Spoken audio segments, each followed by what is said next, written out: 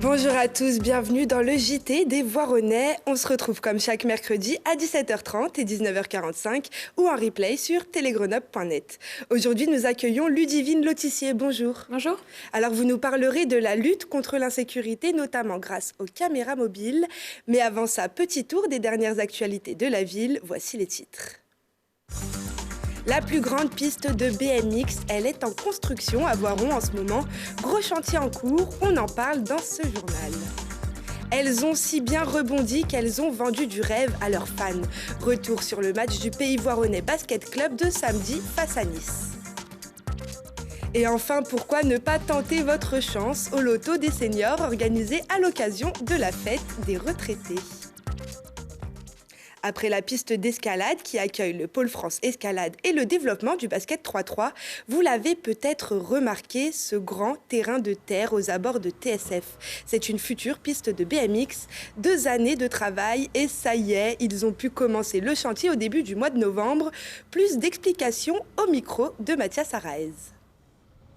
On arrive aujourd'hui avec le BMX Race et la construction de la plus longue piste de BMX du monde, ce qui est un hasard, hein, mais en fait par rapport à la dimension haut niveau de TSF, c'était intéressant d'avoir un outil de travail qui puisse accueillir des pilotes internationaux à l'année, 58 bosses, une piste classique c'est plus 40 bosses, donc on a un outil de travail avec des combinaisons infinies qui permet aux pilotes de ne pas s'ennuyer sur l'ensemble d'une semaine de stage par exemple. Évidemment, c'est d'abord et avant tout la piste d'un club et c'est ce qui sécurise aussi l'association qu'on a avec Tremplin Sport Formation, c'est-à-dire qu'à partir du moment où cette piste va être exploitée par un club en activité tout au long de l'année, ça garantit une certaine activité, un entretien de la piste, parce qu'une piste de BMX ça s'entretient par des bénévoles, et ça permet derrière d'avoir un outil qui puisse ensuite être utilisé au niveau international. Pour les JO de Tokyo, la piste de Tokyo est très longue et qu'il n'y a pas d'équivalent en France actuellement d'une piste aussi longue. Et donc peut-être qu'on va voir effectivement l'équipe olympique française venir s'entraîner ici à partir d'avril-mai parce que ils auront un équipement qui effectivement correspond à la longueur nécessaire pour arriver à avoir la caisse sur ensuite une piste olympique. Dès cet été, le Tremplin Sport Formation organisera des stages en anglais pour les adeptes de ce sport spectaculaire. La théorie des espaces courbes aussi a de nouveaux projets pour cette année. Elle proposera désormais un espace off afin de permettre aux personnes en quête de projet d'exposer leurs œuvres gratuitement, de la photographie à la poésie, de l'art numérique au cinéma expérimental et j'en passe. Simultanément, un programme IN proposera 4 expositions en 2020. Elles en ont mis plein la vue à tous les supporters du gymnase Henri Chotard. Les joueuses de Quentin Buffard se sont surpassées samedi lors d'un match retour face à Nice. Rétrospective de cet événement et de la mi-saison du PVBC avec Lilian Veillet. Elles voulaient prendre leur revanche du match aller et c'est chose faite. Vainqueurs des filles du Cavigal Nice 78-43, les Voironnaises continuent leur remontée au classement avec une 4e victoire d'affilée à domicile. On est bien rentré dans la rencontre, on a été très concentré, très discipliné, donc ça facilite les choses. Et puis après, derrière, on a creusé l'écart dans le 3e quart-temps où on a fait beaucoup de stops défensifs qui nous ont permis d'accroître une avance confortable sur cette fin de match. Un match plein et une invincibilité en 2020 qui n'efface pas le début de saison compliqué du PVBC. 2e victoire en 2 matchs en 2020. Ça change de notre début de saison 2019. On avait un groupe assez jeune avec pas mal de renouveau. Donc il y a le doute qui s'est vite installé quand on a perdu un match, 2 matchs jusqu'à 5 matchs. Mais on a un groupe travailleur, on a reçu mettre de la rigueur et croire en nous. Donc voilà, maintenant c'est le travail et le talent qui est en train de payer. Donc ça me fait vraiment plaisir. Le Pays Voironnais a su rééquilibrer son effectif et combler l'absence de 2 joueuses intérieures en début de saison. Et avec ces bons résultats, elles ont aussi revu leurs ambitions à la hausse. Sans pression, essayer de gagner des places en championnat pour aller essayer d'embêter un petit peu les grosses équipes. On sait que ça va être un petit peu difficile de jouer, on va dire, les playoffs, mais on prendra tous les matchs au sérieux, on gagnera tout ce qu'on aura à gagner, et puis voilà. Toujours viser plus haut, être invaincu à domicile, plusieurs objectifs qu'elles comptent bien réaliser avec l'aide de leur public. Cette année, elles ont commencé en demi-teinte, mais elles ont bien progressé, travaillé. Je pense que le travail paie. Je trouve que c'est intéressant, là, elles commencent à faire un bon rattrapage.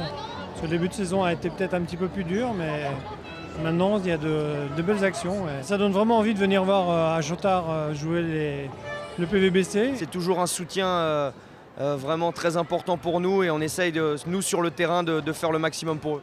Il reste encore une dizaine de matchs aux basketteuses pour aller chercher les équipes de haut de tableau et faire rêver leur public. La semaine prochaine, c'est à l'extérieur qu'il faudra aller supporter les Roses et Bleus. Elles affronteront l'Asvel à Villeurbanne le samedi 1er février à 17h15. Un peu de patience. La sécurité, un sujet incontournable pour une municipalité. On en discute tout de suite avec notre invité.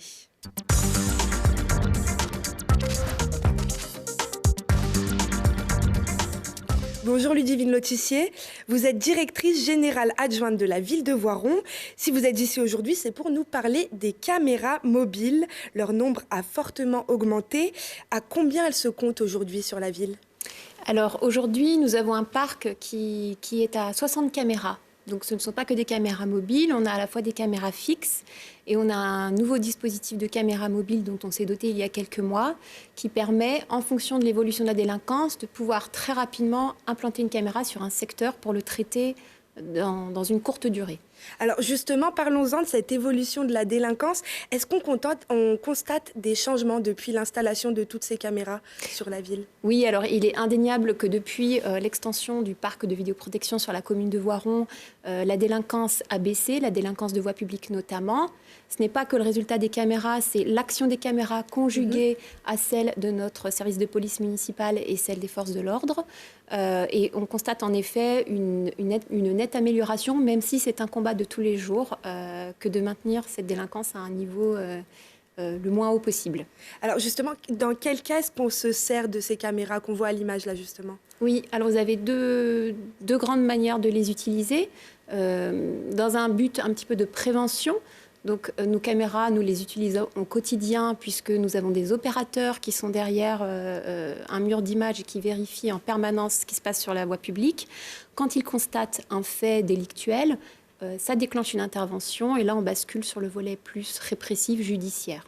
Alors justement, par exemple, si demain je me fais voler mon sac à main en pleine ville, est-ce qu'on va aller chercher les images sur les caméras de surveillance s'il y en avait dans le secteur ? Oui, alors dans la procédure, le dépôt de plainte que vous irez faire va derrière enclencher une enquête judiciaire et nous allons travailler en lien avec les forces de l'ordre sur réquisition pour extraire les images et pouvoir identifier plus facilement l'auteur.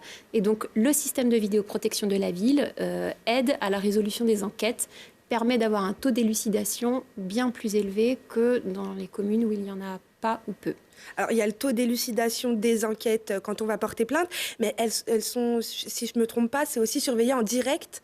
Comment ça se passe dans le poste de surveillance pour les policiers ? Tout à fait. Il y a 1 an à peu près, nous avons ouvert notre centre de supervision urbain qui permet à des opérateurs de vidéoprotection de surveiller en temps réel ce qui se passe sur l'ensemble du territoire communal et qui permettent également de pouvoir orienter les patrouilles en fonction des événements qui peuvent être détectés. Donc oui, la voie publique est visualisée en temps réel sur Voiron. Comme on peut le voir là d'ailleurs sur les images.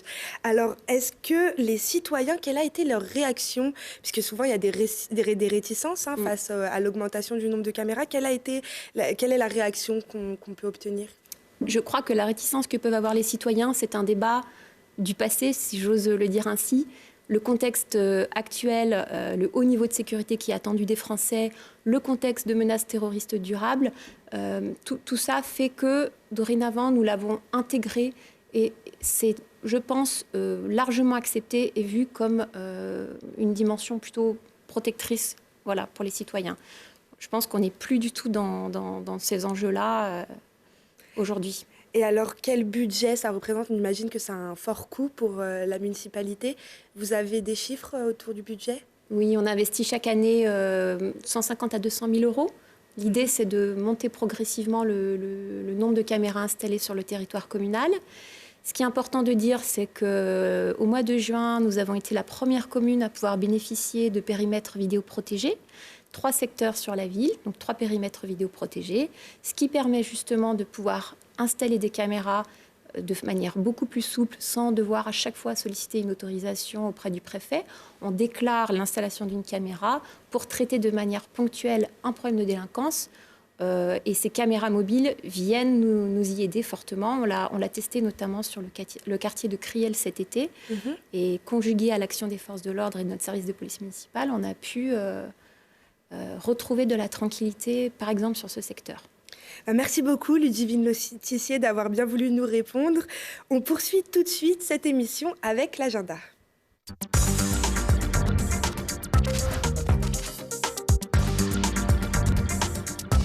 La fête des retraités a commencé et après une belote mercredi, un après-midi dansant jeudi, pourquoi ne pas tenter le tout pour le tout avec un loto à la salle des fêtes vendredi à 14h. L'association Loisirs Voironnais vous invite à jouer vos numéros fétiches pour remporter quelques cadeaux. Et pour finir en beauté, cette fête des retraités, rendez-vous samedi à midi au Grand Angle pour un repas festif suivi d'un spectacle. Entrez dans la danse pour une soirée celtique et oui, pourquoi pas s'essayer à la danse bretonne. Les Korrigans proposent un stage d'initiation samedi 25 janvier à la salle des fêtes de 14h à 18h et c'est accessible à tous. L'expérience sera suivie à 20h30 d'un bal avec la troupe En Avant 5 et Chris Arm. C'est la fin de cette émission. Merci à tous de nous avoir suivis. Merci Ludivine Lotissier d'être venue. On se retrouve la semaine prochaine à la même heure pour un nouveau numéro du JT des Voironnais. Je vous souhaite une excellente semaine.